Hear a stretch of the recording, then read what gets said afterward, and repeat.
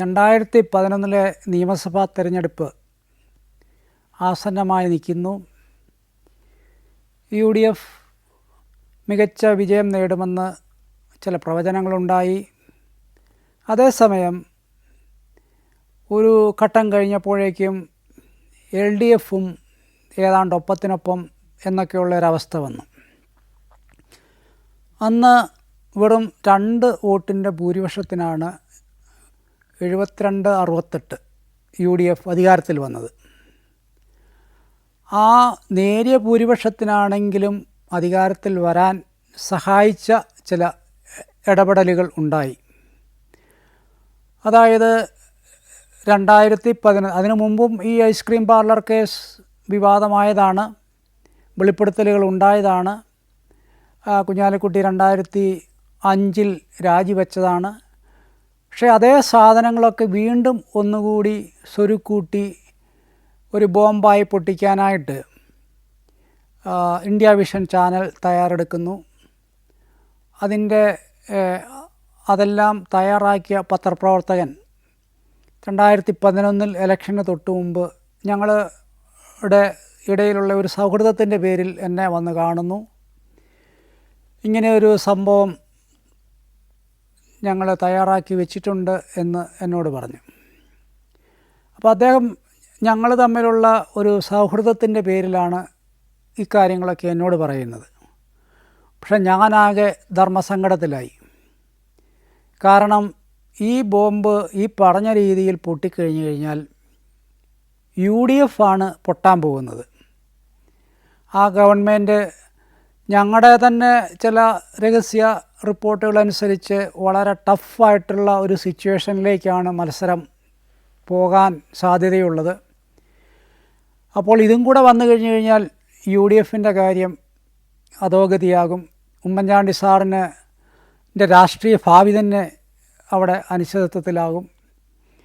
അതുകൊണ്ട് ഞാനന്ന് ഉമ്മൻചാണ്ടി സാറിനെ വിളിച്ചിട്ട് ഇതുപോലെയൊരു പ്രശ്നമുണ്ട് എന്നുള്ള കാര്യം അദ്ദേഹത്തിൻ്റെ ശ്രദ്ധയിൽപ്പെടുത്തുന്നു. അദ്ദേഹം എവിടെയോ പ്രസംഗിച്ചുകൊണ്ടിരിക്കുകയായിരുന്നു. പ്രസംഗം കഴിഞ്ഞിട്ട് പിന്നെ വിശദമായിട്ട് സംസാരിച്ചു. ഞാൻ വിശദമായിട്ട് കാര്യങ്ങളെല്ലാം അവതരിപ്പിച്ചു. അപ്പോൾ അദ്ദേഹം എന്നോട് ചോദിച്ചു, എന്താ ഒരു സൊല്യൂഷൻ? അപ്പോൾ ഞാൻ പറഞ്ഞു, എനിക്ക് സൊല്യൂഷനൊന്നും പറയാനില്ല. കാരണം ഇത്രയും സങ്കീർണമായ ഒരു പ്രശ്നത്തിൽ ഞാനെന്ത് അഭിപ്രായം പറയാനാണ്? പരമാവധി പറയാൻ പറ്റുന്ന കുറച്ച് പൈസ വല്ലതും കൊടുത്ത് ഒതുക്കാൻ നോക്കണം എന്നോ വല്ലതും ആയിരിക്കും. അപ്പോൾ സാറ് പറഞ്ഞു, ഞാൻ കുഞ്ഞാലിക്കുട്ടിയുമായിട്ടൊന്ന് ആലോചിക്കട്ടെ എന്ന് പറഞ്ഞു. സാറ് കുഞ്ഞാലിക്കുട്ടിയെ വിളിക്കുന്നു. അപ്പോൾ അവർ നേതാക്കളെല്ലാവരും കൂടെ കൂടി ആലോചിച്ചു. എന്നിട്ട് ഇവരൊരു തീരുമാനത്തിലെത്തുന്നു. അവർ അത് പൊട്ടിക്കുന്നതിന് മുമ്പ് തന്നെ നമ്മൾ പത്രസമ്മേളനം നടത്തി പറയുക, ഇതുപോലെ ഒരു സംഭവം വരാൻ പോകുന്നു, അത് വേട്ടയാടലാണ് എന്നുള്ള മട്ടിലുള്ള ഒരു അവതരണം, അതാണ് അവരുദ്ദേശിക്കുന്നത്. അപ്പം ഞാനോർത്ത്, ദൈവമേ, ഇത് ബോംബെടുത്ത് നമ്മൾ തന്നെ ഒരു ബോംബെടുത്ത് നമ്മുടെ നെഞ്ചത്ത് പൊട്ടിക്കുന്നതിനുള്ള തത്തുല്യമായ ഒരു നടപടിയാണല്ലോ ഇതെന്ന് ഞാനിങ്ങനെ മനസ്സിലോർത്തു. പിന്നെ മനസ്സിലോർത്തു, ഇവരൊക്കെ വലിയ കാഞ്ഞ ബുദ്ധിക്കാരല്ലേ, അപ്പോൾ അവർ ഒന്നും കാണാതെ ഇങ്ങനെ ചെയ്യുകയല്ലോ എന്നും. എന്തായാലും കുഞ്ഞാലിക്കുട്ടി പിറ്റേ ദിവസം പത്രസമ്മേളനം നടത്തി. തനിക്കെതിരെ മുമ്പ് ഉയർന്ന അതേ ആരോപണങ്ങൾ പുതിയ കുപ്പിയിൽ പഴയ വീഞ്ഞ് നിറച്ച് വീണ്ടും ആഞ്ഞടിക്കാൻ പോകുന്നു. കുഞ്ഞാലിക്കുട്ടി അദ്ദേഹത്തെ വേട്ടയാടുന്നതിൻ്റെ തുടർച്ചയാണിത് എന്നുള്ള മട്ടിൽ ഇത് അവതരിപ്പിച്ചു. അത് കഴിഞ്ഞതിന് ശേഷമാണ് ചാനൽ ഈ ന്യൂസ് ബ്രേക്ക് ചെയ്യുന്നത്. അതുകൊണ്ട് തന്നെ അതങ്ങ് ഏശിയില്ല. അതിൻ്റെ ആ ടയറിൻ്റെ കാറ്റ് ഊരിവിട്ട ഒരു അവസ്ഥയായിരുന്നു അപ്പോൾ. ആ ഇലക്ഷനിൽ ഈ പറഞ്ഞതുപോലെ പ്രവചനങ്ങളെ UDF വൻ ഭൂരിപക്ഷത്തിൽ തിരഞ്ഞെടുക്കപ്പെടും എന്നുള്ള പ്രവചനങ്ങളെയെല്ലാം കടപുഴക്കി PS അച്യുതാനന്ദൻ വലിയ പ്രചാരണം നടത്തി. അദ്ദേഹം ഊന്നൽ കൊടുത്തത് ഈ സ്ത്രീ പീഡനം, അവർക്കെതിരെയുള്ള പ്രതിരോധം എന്നുള്ള മട്ടിലൊക്കെ ആയിരുന്നു. അതിൻ്റെ ഏറ്റവും അടിത്തട്ടിൽ ഒരു മൈനോറിറ്റി വിരുദ്ധ, അതായത് കുഞ്ഞുമാണി, കുഞ്ഞാപ്പ, കുഞ്ഞുഞ്ഞ് തുടങ്ങിയ പ്രയോഗങ്ങളിലൂടെ മൈനോറിറ്റി വീണ്ടും അധികാരത്തിലേറുന്നു എന്നുള്ള മട്ടിലൊക്കെയുള്ള പ്രചാരണങ്ങൾ പോയി ഭൂരിപക്ഷ വിഭാഗത്തിലേക്ക് പടർന്നു കയറാൻ അത് സഹായിച്ചെന്ന് തോന്നുന്നു. എന്തായാലും അന്ന് 72-68, അതായത് 70 സീറ്റാണ് ജയിക്കാൻ വേണ്ടത്. 71 സീറ്റുണ്ടെങ്കിൽ സ്പീക്കറുടെ സഹായത്തോടു കൂടി ഭരിക്കാം. 72 സീറ്റാണെങ്കിൽ ഒരു സീറ്റിൻ്റെ ഭൂരിപക്ഷത്തിൽ ഭരിക്കാം. അങ്ങനെ ഒരു ഭൂരിപക്ഷത്തിൻ്റെ ബലത്തിലാണ് 2011 ഉമ്മൻചാണ്ടി സർക്കാർ വീണ്ടും അധികാരത്തിലേറുന്നത്. അതിൽ 20 സീറ്റ് UDF ലഭിച്ച 72-ൽ 20 സീറ്റ് മുസ്ലിം ലീഗിൻ്റെ വകയായിരുന്നു. മുസ്ലിം ലീഗിന് അവരുടെ സർവകാല റെക്കോർഡായിട്ടാണ് 20 സീറ്റ് ലഭിച്ചത്. അതുകൊണ്ട് തന്നെ ആണ് ആ 5-ാം മന്ത്രി വിവാദമുണ്ടാകുന്നത്. 20 MLA-മാരുള്ള തങ്ങൾക്ക് 4 മന്ത്രിമാർ പോരാ, 5 മന്ത്രിമാർ വേണം എന്നവർ ശക്തിയായിട്ട് ആവശ്യപ്പെട്ടു. അതിന് വഴങ്ങിക്കൊടുക്കേണ്ടിയും വന്നു. ചുരുക്കത്തിൽ വെറും ഒരാളുടെ ഭൂരിപക്ഷം വെച്ചാണ് ഉമ്മൻചാണ്ടി സർക്കാർ 2011 മുതൽ 2016 വരെ ഞാണിന്മേൽ തൂങ്ങി നിന്ന് ആ ഗവൺമെൻറ്റിനെ മുന്നോട്ട് കൊണ്ടുപോയത്. 2006 തെരഞ്ഞെടുപ്പിന് തോറ്റതിനെ തുടർന്ന് ഉമ്മൻചാണ്ടി സാർ പ്രതിപക്ഷ നേതാവായി. അപ്പോൾ ഞങ്ങളൊക്കെ ഗവൺമെൻറ്റിൽ നിന്ന് ഡെപ്യൂട്ടേഷനിൽ വന്നവരെല്ലാം ഞങ്ങൾക്ക് ഞങ്ങളുടെ മാതൃവകുപ്പിലേക്ക് തിരിച്ചു പോകണം. ഞാൻ PRDയിലേക്ക് പോകാനായിട്ട് തയ്യാറെടുത്തു. അന്ന് ഒരു ദിവസം സാർ ഞങ്ങൾക്ക് ഒരു സെൻഡ് ഓഫ് പോലെ അദ്ദേഹത്തിൻ്റെ വീട്ടിൽ വെച്ച് ഒരു ചെറിയ കാപ്പിയൊക്കെ തന്നു. എല്ലാവരും മടങ്ങാൻ നേരത്ത് എന്നെ മാറ്റി നിർത്തിയിട്ട് ചോദിച്ചു, എന്താടോ ഇനി പരിപാടിയൊക്കെ? അപ്പം ഞാൻ പറഞ്ഞു, ഇനി വകുപ്പിൽ തിരിച്ചു പോകണം.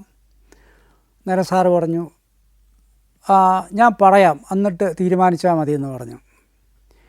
കാരണം എനിക്കിനി ഉമ്മൻചാണ്ടി സാറിൻ്റെ കൂടെ ജോലി ചെയ്യാനുള്ള സ്കോപ്പേ ഇല്ല. കാരണം പ്രതിപക്ഷ നേതാവിന് അന്ന് പ്രസ് സെക്രട്ടറിയെന്നോ അല്ലെങ്കിൽ മീഡിയ നോക്കാനായിട്ടോ ഒന്നും അതുവരെ ആരെയും വെച്ച ചരിത്രമില്ല. എന്തായാലും പുതിയ സ്റ്റാഫിൻ്റെ ലിസ്റ്റ് വന്നു. അതിനകത്ത് ഞാനുണ്ട്. പ്രസ് സെക്രട്ടറി എന്നൊരു പോസ്റ്റ് തന്നെ ഉണ്ടാക്കിക്കൊണ്ട് എന്നെ ഉമ്മൻചാണ്ടി സാർ അദ്ദേഹത്തിൻ്റെ കൂടെ നിലനിർത്തി. ആദ്യമായിട്ടാണ് പ്രസ് സെക്രട്ടറി എന്നൊരു പോസ്റ്റ് പ്രതിപക്ഷ നേതാവിൻ്റെ അവിടെ ഉണ്ടാക്കുന്നത്. അപ്പോൾ പ്രതിപക്ഷ നേതാവിൻ്റെ പ്രസ് സെക്രട്ടറി, ആദ്യത്തെ പ്രസ് സെക്രട്ടറി എന്ന ചരിത്ര നേട്ടവും എനിക്കുള്ളതാണ്. പിന്നീട് ഓഫ് കോഴ്സ് എല്ലാ പ്രതിപക്ഷ നേതാക്കന്മാരും പ്രസ് സെക്രട്ടറിമാരെ വയ്ക്കുകയും ഒക്കെ ചെയ്തു. അതൊരു തുടർച്ചയായിട്ടുള്ള ഒരു പ്രോസസ്സാണ്. 2011 ഉമ്മൻചാണ്ടി സാർ സത്യപ്രതിജ്ഞ ചെയ്ത് അധികാരമേറ്റു. അപ്പം ഞങ്ങൾ അന്ന് പ്രതിപക്ഷ നേതാവിൻ്റെ കൂടെയുള്ള എല്ലാവരും തന്നെ അന്ന് CMൻ്റെ ഓഫീസിലെത്തി. അതൊരു സ്വാഭാവിക, പ്രതിപക്ഷ നേതാവ് മുഖ്യമന്ത്രിയാകുമ്പോൾ സ്വാഭാവികമായിട്ടും അദ്ദേഹത്തിൻ്റെ സ്റ്റാഫ് ഉള്ളവർക്കും ഒരു സ്വാഭാവിക ക്ലെയിമാണ്. എന്തായാലും ഞാൻ ആ ദിവസം ഓഫീസിൽ പോയില്ല. കാരണം മറ്റൊന്നുമല്ല, ഞാൻ നോക്കിയപ്പോൾ എനിക്ക് 2 അവസരം കിട്ടി. ഒന്ന് ആദ്യം മുഖ്യമന്ത്രിയുടെ കൂടെ, പിന്നെ പ്രതിപക്ഷ നേതാവിൻ്റെ കൂടെ. ഇനി വേറൊരാളെക്കുറിച്ച് സാറിൻ്റെ മനസ്സിൽ എന്തെങ്കിലും സ്വപ്നം, ഒരു ഐഡിയ ഉണ്ടെങ്കിൽ അത് നടക്കട്ടെ എന്ന് കരുതി ഞാനന്ന് മാറി നിന്നു.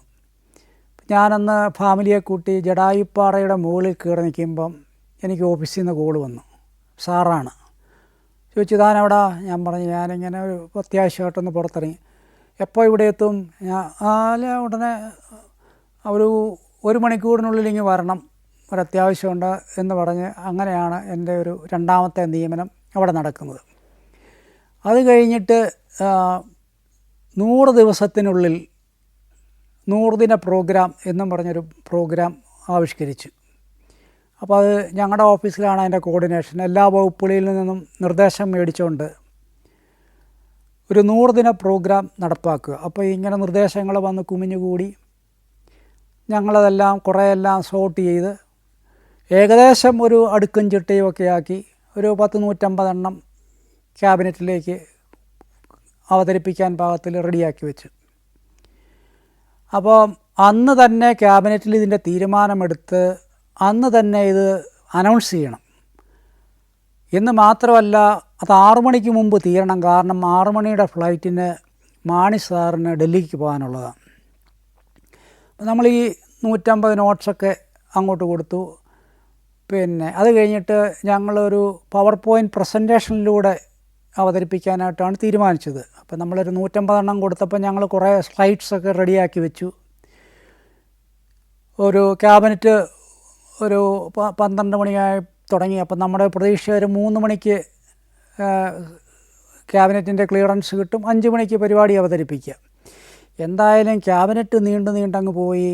ഒരു 4 മണിയോടുകൂടിയാണ് ഏതാണ്ടൊരു ഫൈനൽ ഷേപ്പിൽ ഈ 100 ദിവസത്തിനുള്ളിൽ നടപ്പാക്കുന്ന 100 പ്രോഗ്രാമുകളുടെ ലിസ്റ്റ് നമുക്കാകുന്നത്.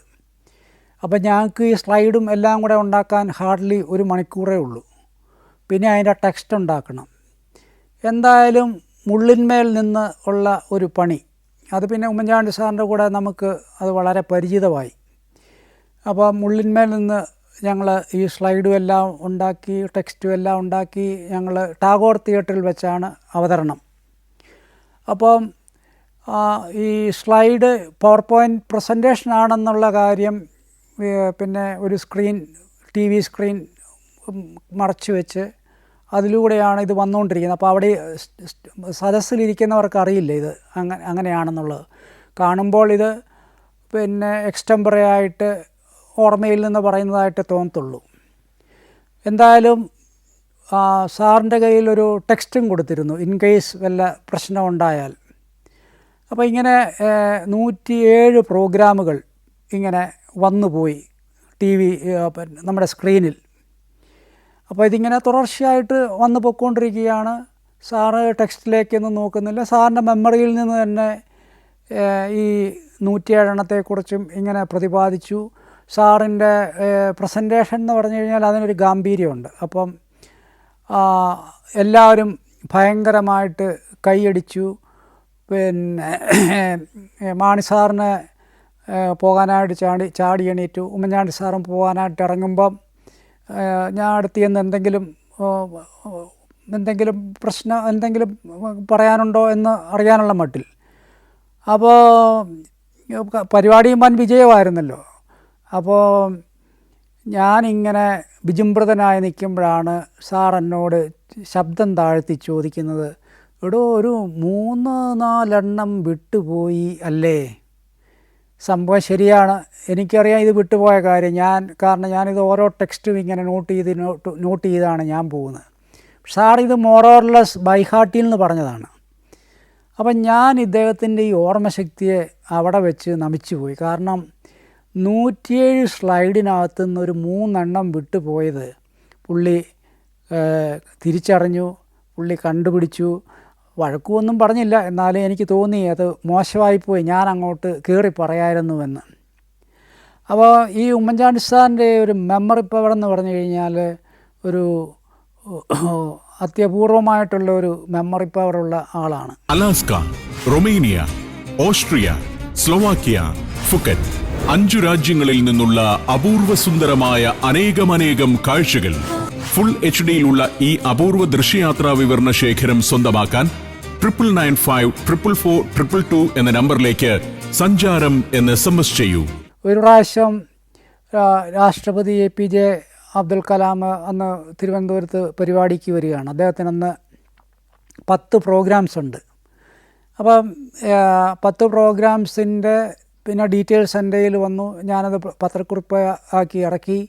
അത് കഴിഞ്ഞപ്പോഴാണ് പെട്ടെന്ന് ഞങ്ങളെല്ലാം അവിടെ ഓഫീസിൽ സാറിൻ്റെ അവിടെ വിളിച്ചു കൂട്ടി.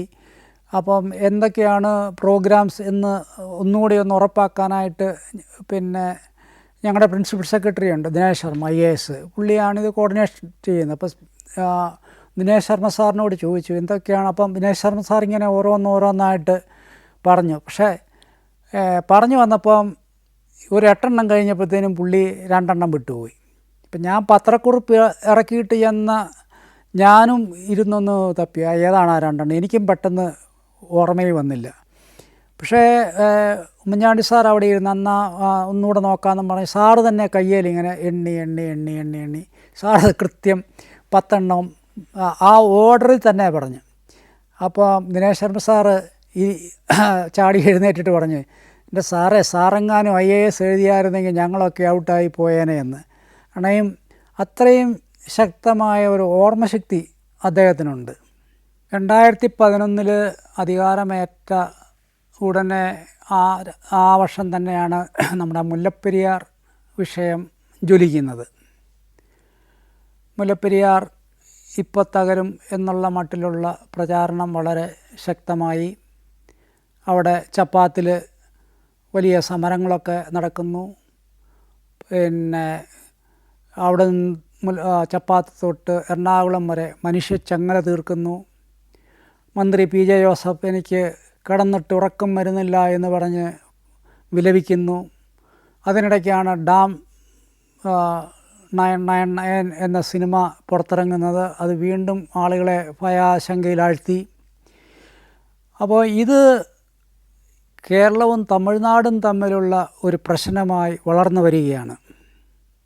അപ്പം അവിടെ ചില മലയാളികളെ ആക്രമണം ഉണ്ടായി, കേരളത്തിൽ അത്തരം സംഭവങ്ങളുണ്ടായി എന്ന് പ്രചാരണവും നടന്നു. ഇതിനിടെ ശബരിമല സീസൺ അടുക്കാറായി. വലിയ തോതിൽ അവിടെ നിന്ന് അയ്യപ്പ ഭക്തർ കേരളത്തിലേക്ക് ശബരിമലയിലേക്ക് വരുന്ന സന്ദർഭം കൂടിയാണ്. അപ്പോൾ ഈ പ്രശ്നം എങ്ങനെയെങ്കിലും പരിഹരിക്കാനായിട്ടുള്ള വളരെ ശക്തമായ ഇടപെടൽ ഗവൺമെൻറ്റിൻ്റെ ഭാഗത്തു നിന്ന് ഉണ്ടാകേണ്ടി വന്നു. അപ്പോൾ തമിഴ്നാടിന് വെള്ളം, കേരളത്തിന് സുരക്ഷ എന്ന മുദ്രാവാക്യം ഉമ്മൻചാണ്ടി ഉയർത്തി. അതിൻ്റെ ബേസിസിൽ പത്രപരസ്യങ്ങൾ ചെയ്തു. പിന്നെ തമിഴ്നാട്ടിലന്ന് ജയലളിതയാണ് മുഖ്യമന്ത്രി. ജയലളിത അങ്ങനെയൊന്നും കുലുങ്ങുന്നില്ല. കാരണം അവിടുത്തെ പ്രതിപക്ഷത്തിൻ്റെ സമ്മർദ്ദം അവർക്കുണ്ട്. ഉമ്മൻചാണ്ടി സാറ് അവിടുത്തെ മുഖ്യമന്ത്രിയുമായിട്ട് ചർച്ചയ്ക്ക് വേണ്ടിയിട്ട് കത്തുകൾ അയക്കുന്നു. ആ കത്തുകൾക്കൊന്നും മറുപടിയൊന്നുമില്ല. അപ്പോൾ ഇനി അവിടുത്തെ ആകെ സങ്കീർണമായിട്ടുള്ള ഒരു സ്ഥിതിവിശേഷം. അപ്പം ഇത് കൈവിട്ട് പോകാതിരിക്കാനായിട്ട് ആദ്യം മീഡിയയിലൂടെ ചില ഓപ്പറേഷൻസ് നടത്താൻ തീരുമാനിച്ചു. ആദ്യം തമിഴ്നാട്ടിൽ നിന്ന് കുറേ പത്രപ്രവർത്തകരെ തിരുവനന്തപുരത്ത് കൊണ്ടുവന്നു. അവിടെ വന്ന് പത്രസമ്മേളനം നടത്തി. അപ്പോൾ അവരോട് കാര്യങ്ങൾ വിശദീകരിച്ചു.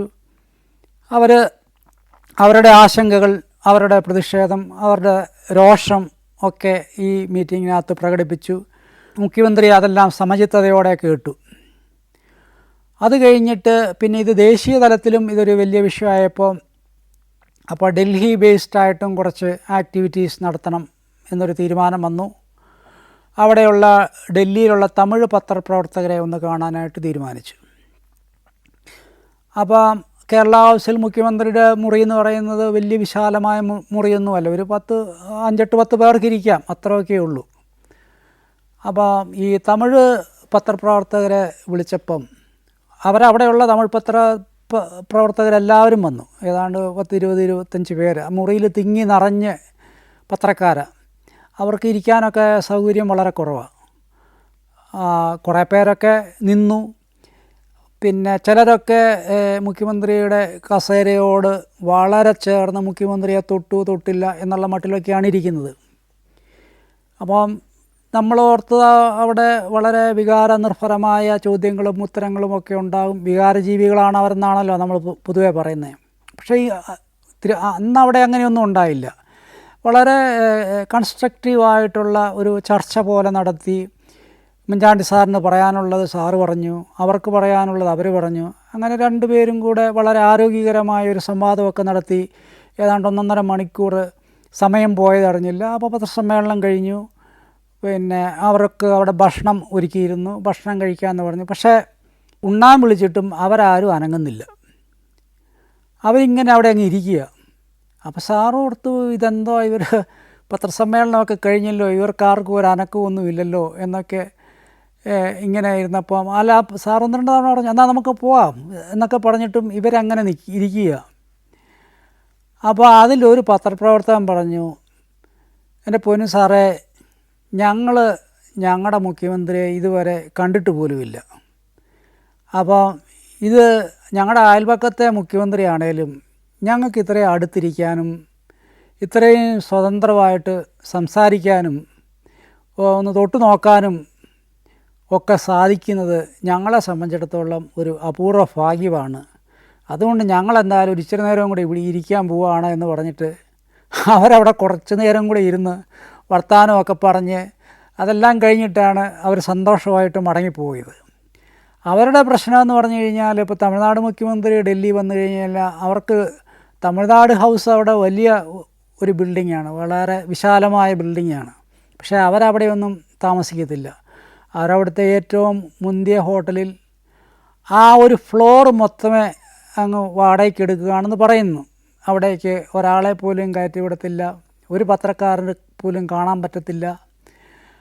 അപ്പം അതാണ് അവിടുത്തെ അവസ്ഥ. ഏതാണ്ട് 20 വർഷം നീണ്ട കേസിൽ അദ്ദേഹം ഇക്കാലം അത്രയും സാക്ഷിയായിരുന്നു. പൊടുന്നനവെയാണ് ഇതിനകത്ത് രാഷ്ട്രീയമായ ഒരുപാട് കരുനീക്കങ്ങളുമൊക്കെ നടന്നതിന് ശേഷം അദ്ദേഹത്തെ ഉൾപ്പെടുത്തി അന്വേഷിക്കണം എന്ന മട്ടിലുള്ള വിജിലൻസ് കോടതിയുടെ ഒരു വിധി വന്നു.